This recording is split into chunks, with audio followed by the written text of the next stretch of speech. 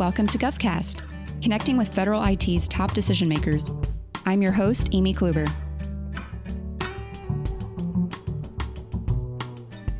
Serving those who serve or have served in our nation's armed forces is pretty humbling. It's a mission the Department of Veterans Affairs does not take lightly. For the National Cemetery Administration, that mission goes even further to ensure no veteran ever dies, as noted by Undersecretary Randy Reeves. Serving veterans is so integral to the Department of Veterans Affairs that VA CIO Jim Gfrerer made it a point to remind us how many veterans make up the agency's own workforce. It's more than 60%. Both Reeves and Gfrerer have demonstrated how collaborating on digital initiatives are fundamental to the agency's mission.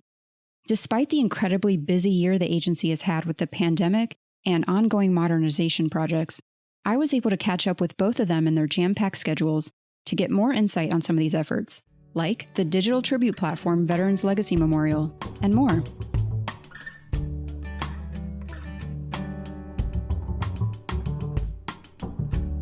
All right, Jim and Randy, thanks so much for joining us on GovCast this morning. It's great to have you. Thank you, Amy. Thank you.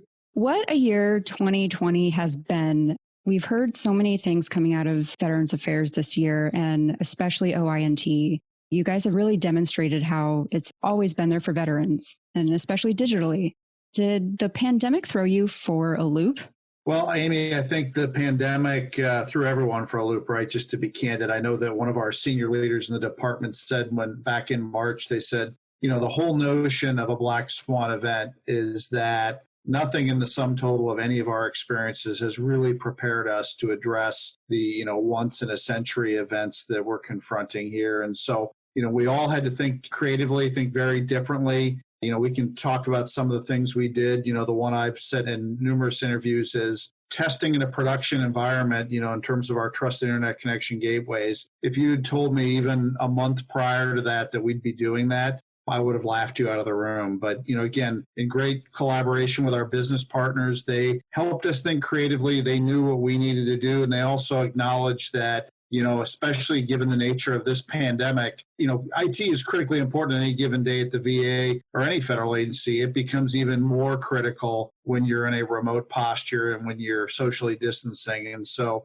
I know, for example, that with Randy and his National Cemetery Scheduling Office, it was one of our first orders of business to get his staff and all of our contact and call centers, honestly, get them socially distanced, get them prepared to go off-site and continue their operations. That's part of the bigger remote access. Certainly, there's a lot of other things around telehealth and other services. I'll let Mr. Reeves certainly talk to his business line and what they've done. But we were obviously very concerned. But again, working with our business partners in VA, I think we found our way through it. Well, I would really agree with what Jim said. Our ability to be able to go online, and Jim mentioned our National Scheduling Center. We, over the years, have had call centers, and specifically that call center serving our veterans and their families, where we've got people actually sitting in one location. Because we were able to leverage our ability to go completely virtual, we were able to serve our veterans and their families. And many of our workers are folks who are answering the phone and actually talking to the veterans and families, at their greatest time of need when they have the passing of a loved one. We're able to do so from home with no one really knowing any different. That people got the same service, and they actually, in many cases, got to talk to people, quicker. But that's because we were very nimble in our IT operation to be able to transition to basically a full virtual environment during the COVID pandemic to be able to serve. And my hat's off to Jim and his team for being able to, and actually all of our partners, including all of our contractors who were able to adjust very quickly to allow us to do that. Now, we've got a number of success stories with the collaboration between OIT and NCA that I hope we'll be able to talk about a little bit more here today. Definitely. We can definitely get into that a little bit. And it's nice to hear that, everything was so seamless for your customers and the veterans that you serve. What was it like to work with each other under those conditions? What did it look like in the back end? I might offer the metaphor for Randy that it was probably like the proverbial duck on the pond, right? It looked so serene and orchestrated and well organized. And underneath the water, everyone was paddling like hell to get things done. I would agree with that. In our business line in serving veterans and their families at that greatest time of need, they need as much calm as possible. And yes, absolutely, people were paddling, really hard behind the scenes, but we could not in any way convey that to the people that we serve because they need to be able to be reassured that they are being taken care of. And we need to present that calm atmosphere for them when that's happening. And because it was seamless and people couldn't tell, actually where our people were working from, because of our ability to go virtual, we were able to present that, kind of atmosphere continuously for our veterans and their families. And that's so, so important. And I know we've heard throughout this year what a success Veterans Legacy Memorial has been, which we know to be the online tribute for American veterans interred or buried in national cemeteries. So why was this such a big deal? Well, I have to tell you, for anyone that's not familiar with it, VLM is a digital memorial space with a separate page that is devoted to each of our nearly 4 million veterans who are interred in VA's national cemeteries, ensuring that no veteran ever dies. Now, I have to explain that for everyone, usually the first time, but No Veteran Ever Dies is our mission statement and our vision for the National Cemetery Administration. And what that means is that all of us die two deaths. We die the first time when breath leaves us for the last time, but we only truly die sometime in the future when no one speaks our name or tells our story. That's why this online platform, this Veterans Legacy Memorial, is so important. Even in times like COVID, we are able to tell the stories and speak the names of the veterans who have worn the cloth of our nation.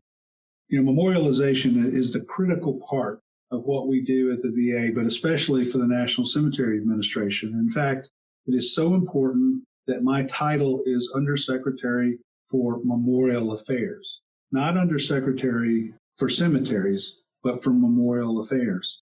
We launched VLM in partnership with OIT in 2019 with what we call the Basic Veteran Service and Cemetery Information, which is similar to what you may find on a headstone or marker. And then our cemetery staffs are now sharing information about VLM with families as they inter their veterans in our national cemeteries. Now, this is becoming a part of our standard of care for every veteran. Not only does the VA provide veterans with a gravesite, headstone, or marker, and perpetual care and maintenance of the physical gravesite, but now we provide veterans and survivors with a place where they can memorialize their loved one online.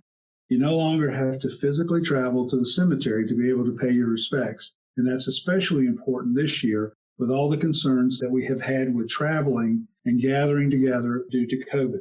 This has revolutionized the way that we actually are able to memorialize our veterans and do it online where everyone across the country can actually see it. That timing is pretty impeccable. I know VLM was planned before the pandemic, of course, but it was kind of perfect timing to allow people to pay their respects from the comfort of their own home when it was advised against to even go in person. How have you heard, and this might be where you have some of those stories, Randy, how has the public responded to using VLM and what was the feedback you've been hearing? Well, first of all, you're right. The timing could not have been better. For a long time, we've known that we needed to provide more opportunities for people to be able to memorialize and remember the veterans that are important to them and that are important to the country. And with VLM, it added a new functionality this past Memorial Day to allow families, friends, and others to post tributes, which are really text comments, to a veterans page. Now, we've been planning that, as you mentioned earlier, for some time, but COVID made it much more necessary than ever. Our collaborative NCA and OIT relationship was instrumental in the launch of the Tributes feature when many could not actually visit a national cemetery over Memorial Day weekend. That launch, frankly, was a smashing success. And I mean that sincerely, because more than 8,500 tributes have been posted to date, and to remember a memory, to tell a story, and to talk about the honor and sacrifice of those who have served in many more ways. Now, VLM has also expanded in other ways during this past year, and since August, we've begun adding headstone and marker photos and a mapping feature. About half of the pages currently have those in them right now. Now, to date, more than 8,500 tributes have been posted, And recently, the rate for that has really been picking up. So you can see that people are recognizing and doing that. Earlier this year, when we were talking to veterans and survivor groups like TAPS about the idea of posting tributes on VLM, one of the things that some stakeholders were concerned about was that someone might write something that might be derogatory or inappropriate about a veteran on their page. So in each one of those posts and those pages, we make sure that all tributes are reviewed by moderators to ensure that they are appropriate and honor veterans before they are posted for the public to see, usually within one business day. Now, we've had a few instances of people submitting tributes that violate, the user's policies, and they were actually rejected by our VLM moderators. Now, the reaction we've had from families and other veterans has been overwhelmingly positive. I've heard from several state directors across the country, state directors of Veterans Affairs, who want to see if they can expand VLM to include all the veterans who are interred in our state veteran cemeteries. And I've also heard from families, because not only do we maintain our national cemeteries, we actually provide all the headstones and markers and other benefits, even for veterans that may be buried in a private cemetery. And we are hopeful that into the coming years, we'll be able to provide that service and that ability to post tributes for everyone who's actually in our database, in our gravesite locator database, regardless of where they are buried or interred. But that is going to take some time to be able to do that. We chose to first work with our national cemeteries and then move from that. It's certainly a fascinating mission, of course, and incredibly important. I experienced it myself recently with my grandfather, so I am well aware of the memorial efforts that are underway for veterans, both within national cemeteries and in private ones. So it's certainly a great mission to have. And Jim, considering VLM and some of the ongoing collaborations that you have with NCAs, where does VLM fit and what are some of the other collaborations that are underway?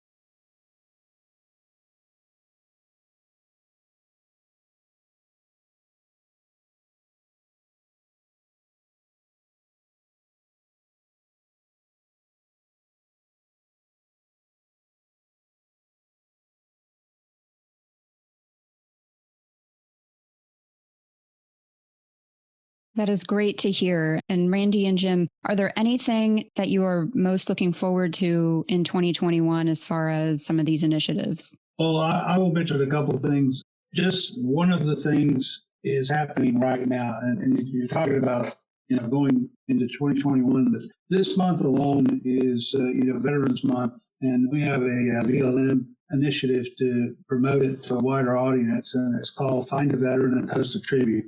I hope that that doesn't just reside within Veterans Month. I hope that goes forward and that people are able to go in and actually post those tributes to their veterans and their family members. Now, about 2,000 tributes have already been posted just in November alone.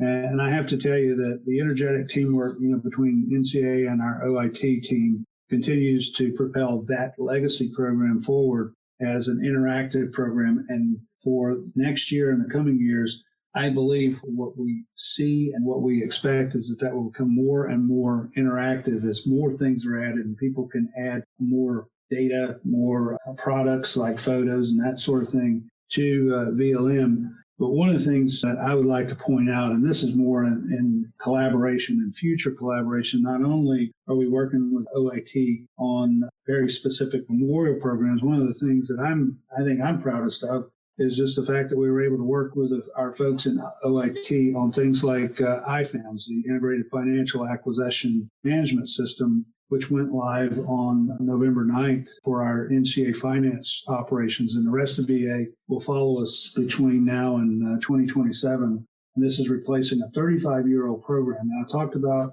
what we were able to do at our scheduling center during COVID and talked about how nimble we are. And that's something that is important for NCA is, we're smaller than the two other administrations, the Veterans Health Administration and the Veterans Benefit Administration. And by virtue of that, we are, as I said, more nimble, and we're able to lead as the platform that first initiates and tests a lot of these initiatives and programs. And I'm personally very, very gratified, very proud of the fact that we were able to do that with our OIT partners. And one of the other things, just very quickly that we're working on is we're replacing our old memorial benefits management system, our old BOSS system, with our memorial benefits management system, MBMS, which will greatly enhance our ability to use those things that Jim talked about, the integration of our global information system and GPS technology for gravesite location and many, many other things.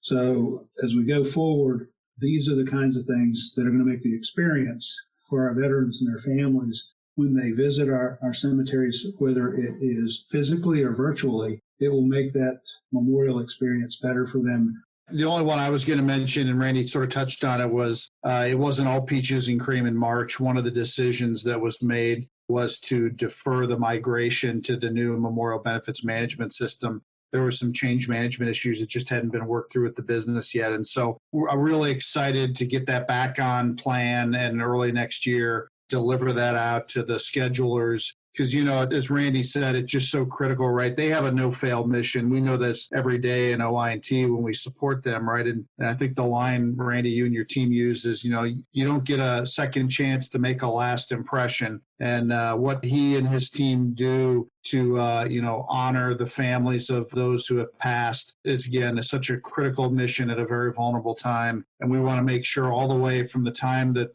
NCA gets that call that they have a, high functioning, reliable, fitted with their business process management system so that they can expedite the interment or burial or other memorial request and make sure they provide that outcome for that veteran who's passed, but more importantly, even their family that remains behind. It's certainly exciting to hear about all these innovations, especially VLM, the importance that provides to the public and, of course, the veterans. And then, of course, all the other tools that we hear about. There's been so many digital efforts underway, and the collaboration between VA and NCA and then all the other departments across the organization is very important to highlight. Are there any lasting words either of you have that you would like to emphasize about the ongoing collaboration between VA, OIT, and all its sub-agencies? No, I guess the one thing I would say is, and I know it's high in memorial affairs as well, but 60+% of our 8,000 staff in OIT are veterans. It's a very solemn and heartfelt mission every day, certainly with NCA and all of our business partners. And, I don't think any of us will ever be part of such a solid mission-focused organization as VA, and supporting the things that Randy and that the other administrations do is our pleasure. As Jim said earlier, in NCA, we are very, very cognizant of the fact that we only have one chance to get it right. And we are serving our own when we're serving veterans and their families. As Jim said, in NCA, the number of veterans we have is very high. We've got 80% of our workforce who are veterans, and we don't have any of our workforce who are not either part of veteran families or have very close connections and ties to veterans. So every day that we care for a veteran and or their family member, we are caring for our own family because we know that it can be us who is going through that most difficult time. And in NCA, we have heroes, and there are only two types of heroes. There are veterans, and there's those who serve veterans. And most of our folks are in both of those categories. And I am so proud of the work that they do every day in taking care of their brothers and sisters. You're certainly demonstrating getting it right. Thank you both to the service that you are both doing for veterans, and you too as well. Thank you for serving. And thanks for this conversation. I was very happy to learn more about VLM and the collaboration that's underway and ongoing. Thank you, Amy. Thank you. You can see how these technologies that impact the veteran experience are quite apparent within all functions of a veteran's journey, from start to end. VLM and some of the others mentioned are just some parts of that journey. Most of us can name a close veteran family member or friend in our lives. Whether you know it or not, the stories of these collaborations are integral to the entire existence of the agency, and ones to watch out for in the coming future.